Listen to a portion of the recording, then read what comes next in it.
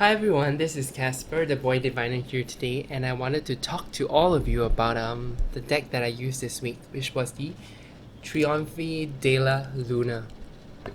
Alright, this is quite an interesting deck because it comes with like a few oracle cards inside, along with the tarot cards, and this is based on the Tarot de Marseille.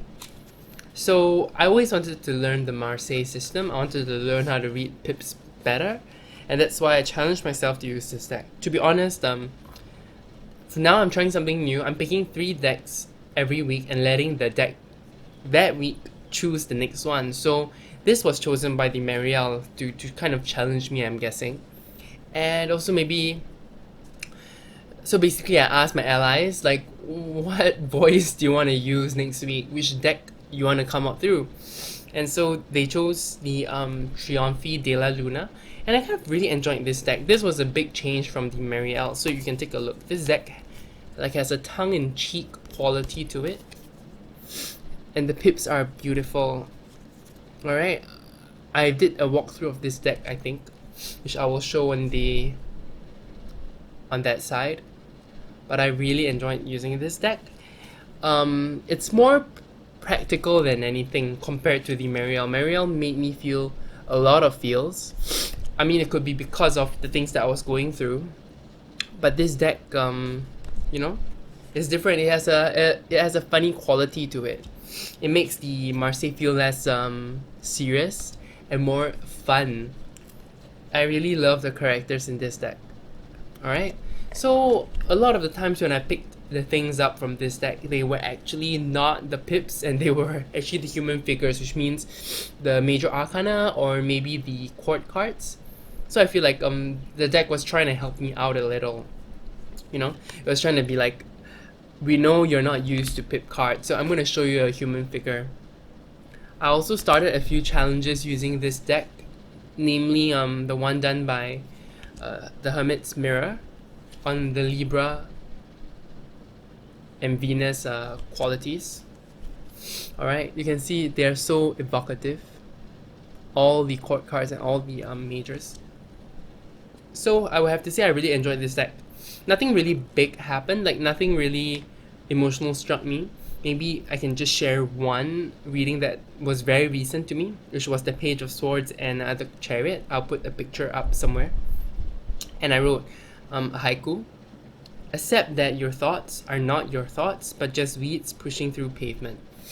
So I think it was really trying to help me relax a little about my meditation. So my meditation practice is really based on the Mind Illuminated Path, that book that was written by Chula Dasa, who recently has some controversies, but fuck that. I mean, the book is still sound, the book is still great, so I'm just moving on with the book. At the same time, the book always tells you not to blame yourself, even though you do have set goals for every session. So I try not to blame myself, try to relax. And that poem was trying to let me know that, it's normal that thoughts come here and there. It's not really our fault. It's not my fault.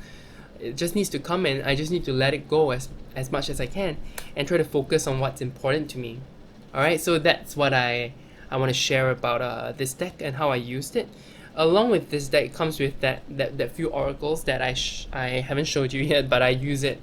So these were the oracle cards, which are all landscape. So some people were a bit shocked, like were there any landscape cards in the Trionfi Della Luna? Yeah, there were, but they were all oracles, so you don't have to use them. I don't really use them. I also didn't check the guidebook that he provides online, a PDF guidebook. Instead, I really just intuitively read them, which I think is really possible. Alright, overall I like this deck. I like the imagery. I think it's a gorgeous deck. Alright, it is really beautiful, and if you're looking for a Tarot de Marseille that isn't too serious and that it's fun, you can consider getting this deck. Alright, he has this motif that I love, that little finger out for most of the cards, and I'm not sure why but I love it. I'm trying to find it. You see even the Queen of Swords has a little finger lifted. Can you see that? I hope you can. Yeah, so basically I know this was a really short catch up. I don't really know there was much else, other than it was not as emotional, it was more tongue-in-cheek, it was more light-hearted in nature for everything I read. It was also, it could go deep if it wanted to, but it tried, it kind of wasn't. It kind of wasn't, was pretty chill. A pretty chill deck. And when I used it for those challenges, yes, things did happen. For example, I picked up two majors, Justice and the Empress, for Libra and Venus. That is for the Truth Speaker challenge by Hermit's Mirror on Instagram. And I got the Fool and the Tower. So it's like, wake up, you know, it's trying to tell me to wake up. So it can give serious messages if it needs to, but on a day-to-day, I think it's a good day-to-day deck. Like, it's chill. Rather than the Mary L was great also. It was a great time for me to really push myself emotionally because of what I was going through and learning about myself. This week was more light, and maybe that's why also the deck spoke accordingly in a more lighter fashion. Alright, I hope this video, while short, was still informative about how I work with this deck. It was really fun. And out of Patrick Valence's deck, all of them, honestly, this was the only one that really called out to me. So if you don't really enjoy his Deviant Moon art, which is beautiful but not my cup of tea, you might want to consider getting this deck instead. Alright? Okay, you guys have a great rest of the day. Take care. Bye!